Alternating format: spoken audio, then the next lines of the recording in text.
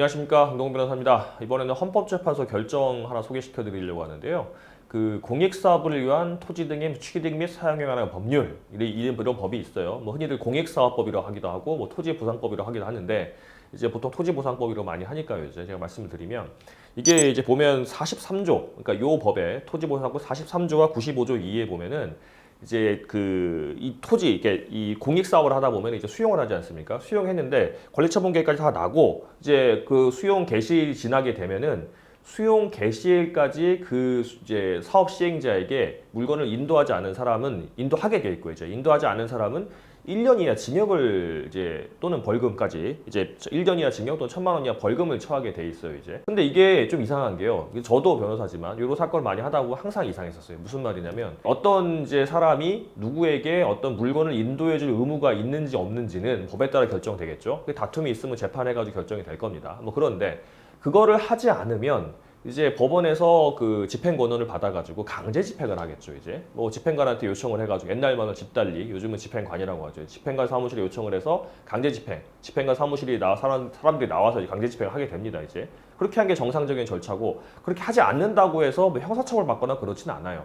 뭐 채무불이행죄라는 게 이제 그 각 세계 나라마다 있기는 합니다. 이제 저희 우리나라는 없죠. 뭐 채무불이행죄는 뭐냐면 어떤 돈을 빌렸거나 채무를 할 사람이 이행하지 않았을 때 그 채무를 이행하지 않은 자체에 대해서 처벌하는, 형사처벌하게 되면 채무불이행죄인데, 우리나라는 그런 게 없습니다. 그러니까 처음부터 이제 뭐 내가 채무를 이행하지 않으려고 딱 마음 먹은 상태에서 뭐 돈을 빌거나 했을 때 안 갚으면 그건 사기가 되겠죠, 이제.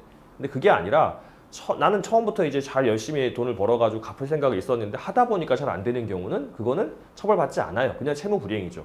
그러면 가만히 냅두냐? 그건 아니죠. 민사적으로 아까 제가 말씀드린 대로 소송을 해서 집행권한을 받고 이제 강제 집행하는 그런 절차를 거치게 되는 겁니다. 그런데 공익사업법 43조와 95조 2에 의하면 공익사업을 진행할 때 이제 수용 개시일이 지날 때까지 인도할 의무가, 수용 개시일이 지나면 그 공익사업에 수용되는 이제 어떤 권리에 대한 의무자는, 보유자는 명도할 의무를 가지게 되고, 그 명도하지 않게 되면 형사처벌까지 하게 된단 말이죠. 1년 이하의 징역이나 뭐 1,000만 원 이하 벌금 처하게 됩니다. 이거 좀 이상하죠.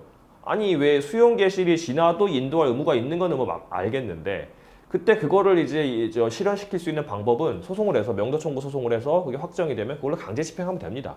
근데 굳이 이제 이 형사처벌까지 하게 되는 게 좀 이상하다 싶었는데, 이게 이제 법원에서 어떤 재판부가 이제 위헌법률 심판 제청 신청을 했어요. 이제 이 법이 이제 위헌인 것 같으니까 재산권을 과도하게 침해한다 싶어가지고 위헌법률 심판 제청 신청을 했는데 이게 합헌이 나왔습니다.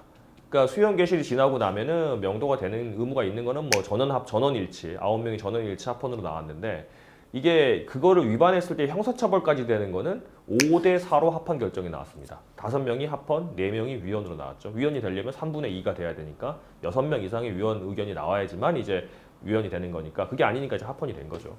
이게 5대 4로 됐다는 건 뭔가 문제가 있다는 거예요. 제가 볼 때도 그렇고, 이게 반드시 공익사업이라고 해가지고 일반적인 명도와 다르게 볼 것인가? 이게 뭐 합헌으로 본 그 재판부들 다수 의견에서는 공익사업은 그 이제 사업의 이제 중요성에 감안할 때 일반적인 명도 의무와 다르게 그걸 위반할 경우에 형사처벌할 가능성이 있다. 이제 재산권을 침해하는 건 아니다. 뭐 제약을 하는 정도다. 이렇게 판단한 것 같은데, 글쎄요, 제가 잘 모르겠습니다.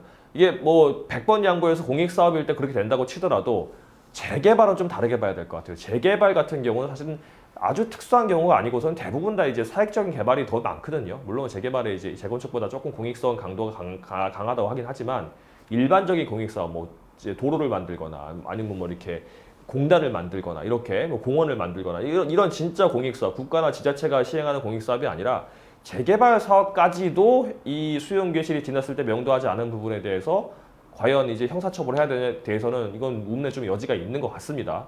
이게 뭐 5대 4가 됐기 때문에 제가 볼 때는 뭐 다시 한번 헌법소원에 들어가거나 그렇게 하면 나중에 언젠가는 바뀔 수 있기는 한데, 아니면 국회에서 이제 이 조항을 삭제할 수도 있긴 하지만 어쨌든 현재로서는 합헌이 나왔습니다.